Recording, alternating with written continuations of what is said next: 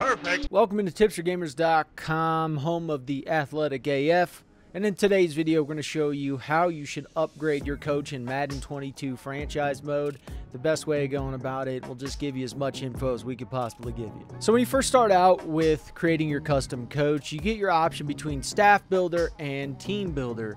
And Madden really didn't play their game before they created this because it is kind of stupid. And you actually get 10 staff points more by choosing team builder than you do staff builder.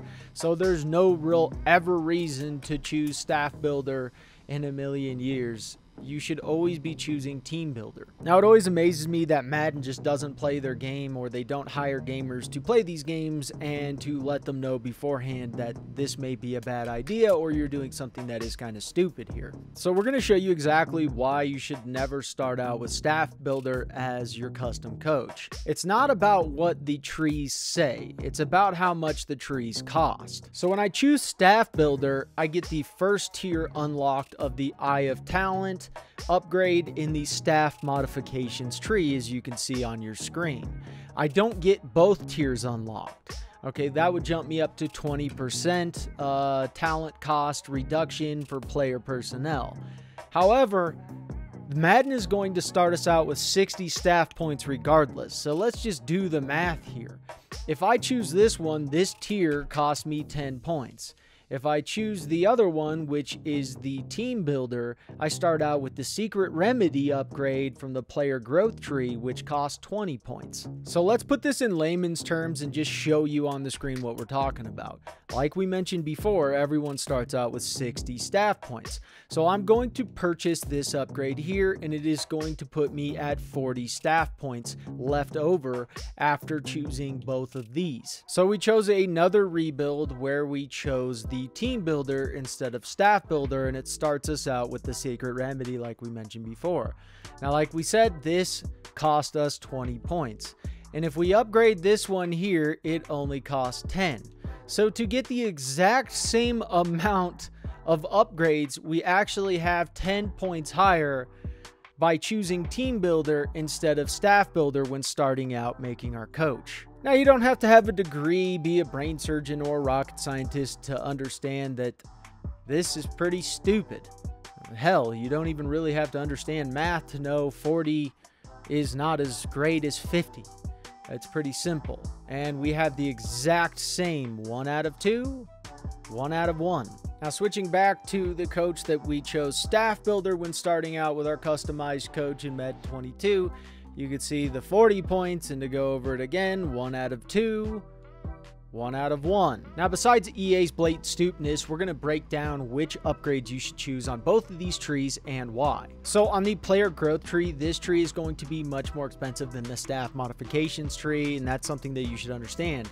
However, also understand that these are going to give you reductions and cost less for your offensive and defensive coordinator, depending on which one of these you choose. Okay, also for your player personnel. So this tree actually is beneficial. I'm not saying this tree isn't beneficial, but you need to balance the two and kind of work back and forth. Now, as many of you guys already know, once you unlock one of these sections, you cannot go to the other side. You're going to have to just work your way down, and there's no, oopsie, I screwed up button. Can I undo?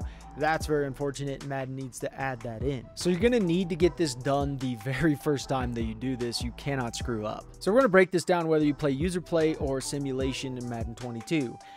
If you are playing user play, you need to choose whatever you're weakest at. If you are weakest at defense, you are going to want to go down the left side of the player growth tree, because this gives you increases on your free safeties, strong safeties, all of your defensive linemen, your linebackers, and then your cornerbacks. And on the right side here, it is all of your offensive players. You get your linemen here, you get your halfbacks, fullbacks, you get your wide receivers, tight ends, and then your quarterbacks. Now, the same thing goes for user play on the staff modifications tree. If you're bad at defense, it's on the right side instead of the left side this time.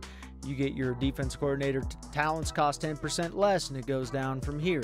Offense is on the left side. So if you're bad at defense, you may want to go down on this side. Now, if you're playing in simulation, you want to think of things a little bit differently, okay? And you want to combine a lot of the content that we've already given you.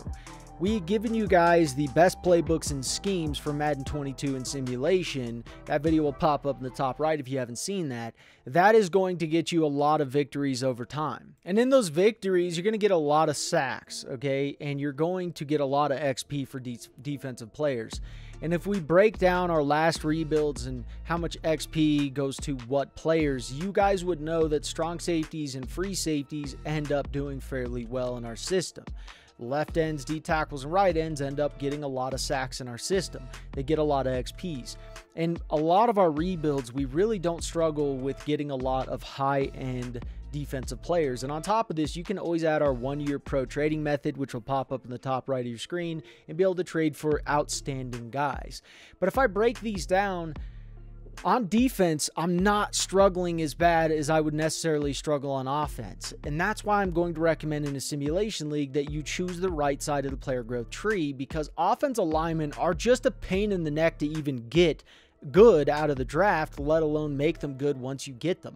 So getting XP boost for these offensive linemen is just huge. Okay, halfbacks, fullbacks, same thing. I want to get them good. I also want to get my wide receivers and tight ends good. And then for your quarterback, because what this means here, if I get my quarterbacks good, that means I can choose one of our sleeper QBs like we have in our video, Cole McDonald, which will also pop up in the top right of your screen. If I could get more XP for a crummier quarterback and make a crummier quarterback good, that means I could sign him for a way less deal than a really good quarterback, save that money, and use that money for other positions that I really need. And that's the other aspect that I want you guys to think about in this scenario, is if I can choose someone who's not as good, but I know I have training bonuses that will come into play, and make a guy who is okay, average, or even not that good at all, like Cole McDonald, and I could take him and turn him into an outstanding quarterback, and I can save $48 million every single year.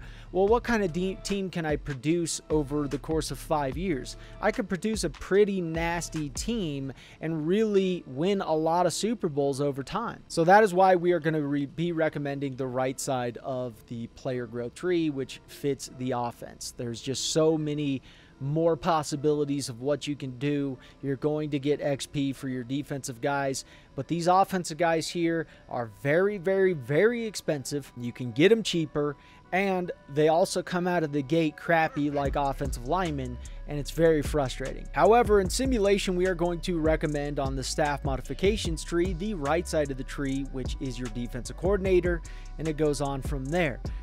Upgrading your defensive coordinator and helping him, it kind of balances the two here, okay? And that's kind of what we want to do. We don't want to be just one-dimensional in any way, shape, or form. We want to be a two-dimensional team, and in simulation, you have to get that correct. So that is why we will recommend the right side of this tree here, which is your defensive coordinator. Talents cost 10% less. It goes your 10% talent point refund when replacing a defensive coordinator. That's cool. That's great. That's dandy. I do love this one. Access an additional focus player through weekly strategy, and you can upgrade that 3 different times, which is just phenomenal. And then reset one talent tree for offensive coordinator, defense coordinator, or player personnel once per season. Yeah, that's cool, but I do like this one. This one I really, really like. I enjoy that completely, because that means you'll get 6 weekly players, 6 of them. And I absolutely just crap my pants thinking about that, and I love it. So anyways, hopefully you guys enjoyed this video. Hopefully you guys make the right moves. You win a lot of Super Bowls. You check out our other content. Leave us a like and a comment down below for dear love of Jesus, and we'll see you in the next one. Take it easy. Perfect.